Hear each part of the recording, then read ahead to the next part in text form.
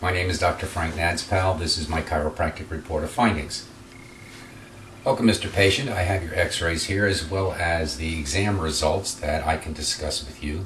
And I've also made up a care plan that you and I have to talk about as well. Let's start with your x-rays. I've posted here the x-ray of you looking at you straight on as well as one from your side. As you can see on the first x-ray, it looks a little strange and you have lots of subluxations. A normal x-ray, if I drew a line straight down, one side should look the same as the other. Yours doesn't. Let's discuss the structures that we're talking about. This on the left is your hip, this on the right is your hip. In the middle, this triangular piece is your sacrum. On top of that sits your backbones, your lumbar vertebra. And that goes all the way up to your head.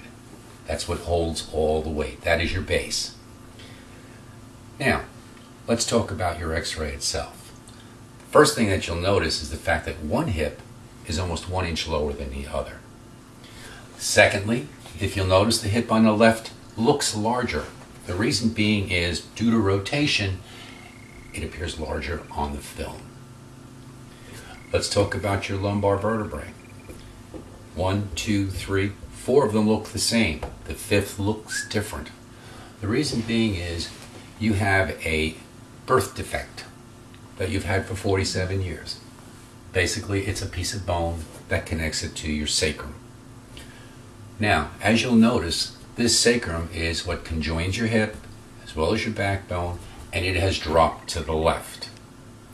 Now, let's look at your x-rays from the side. If we look at your x-rays from the side, the first thing we'll notice about your backbones is the fact that there's a whiteness on the tops and the bottoms. In effect, your nerves were telling your brain, hey, we got a problem down here. The first thing that the brain would do is probably tighten up the muscles slightly. Try and stabilize the area. If it can't do that, it's going to start growing more bone. And that's what you're getting.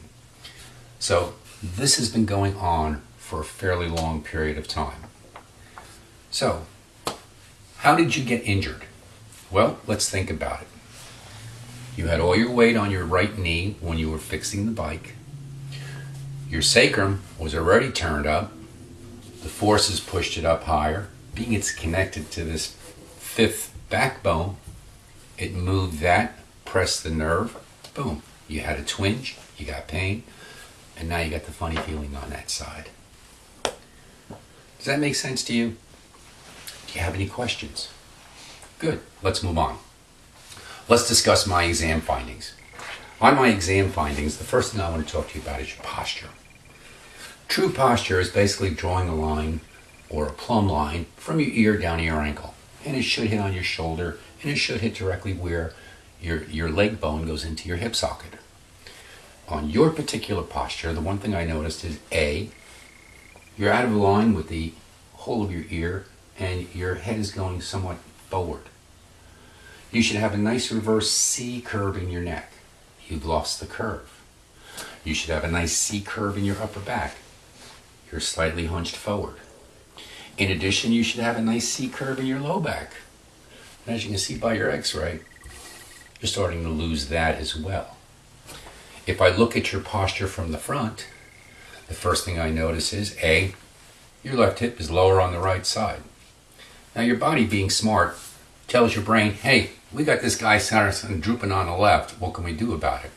Well, basically what your brain says is, okay, let's take his right shoulder and drop it slightly. And you have that as well. Do you have any questions? Good.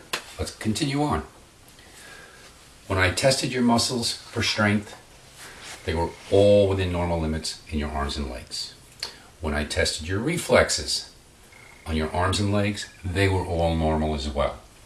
When I tested you for the pinwheel, that you could feel pinprick, again, all within normal limits except for the one area where your subluxation exists, which is over by the point of injury in your low back. Now let's talk about your muscles. When I was palpating you, the first thing I noticed was A, you have tight hamstrings in the back of your leg. Basically, your muscles are somewhat tight You're trying to keep your bones in the position that they're in, but being that they're already subluxated and moved, they're somewhat tight. In addition, due to the rotation of that hip, it's also changed what's going on in your left leg. The arches on your left foot have flattened. As such, you're starting to walk on your instep. In effect, what's happening there is it's pushing more body weight to the other side. When I measured you, basically I found out that 60% of your body weight is being carried on your right side. Only 40% is being carried on your left. This is going to bode a future problem because of the fact that you're going to wear these joints out more because they're carrying more weight. The other portions of the body that I found muscle problems was at the point of injury, and that's your body's intent basically to protect that area by guarding. It'll tighten the muscles up. But usually, whenever you get a point of tightness in one area, it affects a period of tightness in another. You have tightness up in the left side of your upper body. In addition, with your anterior head carry, you have tightness in this muscle here in your neck, as well as tightness over your right trapezius muscle. Got any questions? All right, let's continue. It's taken you 47 years to reach this particular point. This is now the time for your correction. This did not all occur just from the one incident of you attempting to fix your child's bike. These changes have been going on for a long period of time, and they're going to take a long time to fix. So I've come up with a care plan for you, and one that I'm going to give you as well, and we're going to discuss it. So first thing, what I'm going to do is perform chiropractic adjustments on you. In effect, I have a table. I'm going to lay you down. The table drops in different areas. I don't have to contort you to do a low force technique to get your bones to move. Now, while I'm adjusting you, you may hear a sound. When you crack your knuckles, you hear a popping sound. You may hear that popping sound. That popping sound is nothing more than a gaseous release of fluid that's in the joints that connect your bones. At the same time, you're going to hear the clunk of the table. And that's it. What areas am I going to adjust? Well, depending on the analysis of the technique, I may have to start at your neck first. I'll definitely be adjusting your hips, your sacrum, probably your low back. I may have to adjust your shoulder, your mid back. I may even be adjusting your feet. Based on the analysis and what comes up, we're going to see what happens. I'll adjust. First time I adjust you, I'm going to adjust you. If you stand up, walk around, lay back down, and then see what's out again, and maybe even readjust it. Now, as I said, I have a care plan, and it involves you, and it requires your participation. So what do I have for you? Well, first thing I have for you is, I want you, when you're at work, to take your ergonomic chair, and I want you to adjust it so you sit up straight. In addition, when you're sitting, I want your knees and legs perpendicular to your hips. If you need a phone book or something under your feet, do that. Third thing, every half an hour, stretch, get up, walk around. Can you do that? Good. Now let's move on. Let's talk about your weight. I'm not lose 30 pounds in 30 days. Slow and steady wins the race. I have some easy modifications for you to do. On your weight, here's all I want you to do. Lay off the Baconators. Ease up on the salt. Eat more fruits, veggies, nuts, trail mix, yogurt. Drink lots of water. More water you drink, the better. Why? It'll kill your hunger pains. B, it also washes toxins out of your body. Can you do that? All right. The next thing I want to get into is exercise. Being you're hurt, I can't have you do major exercises. All I want you to do now is simple isometrics.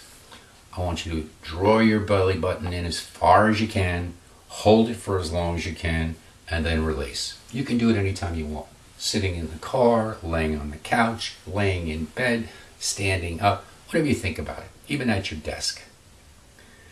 The other thing, now you can do that too, can't you? Good. Because I need you to tighten up those muscles so when I adjust you, it'll hold your adjustment. The other thing I want you to do is bring your wife in. And the reason I want your wife is A, your good health impacts your family and their welfare. And the other thing is, whatever's going on with you means something's going on with them as well. Let me have her come in, see what your x-rays look like, what I found, what I'm recommending, and make her part of the care plan too. Can you do that? Okay, now we have 3 phases of care. First phase is going to be the intensive care. Basically what that means is this. I'm going to have you come in 3 times a week for 4 weeks. Every time you come in, I'll be adjusting you. Once we get through the first 4 weeks, I'm going to perform a re-examination on you.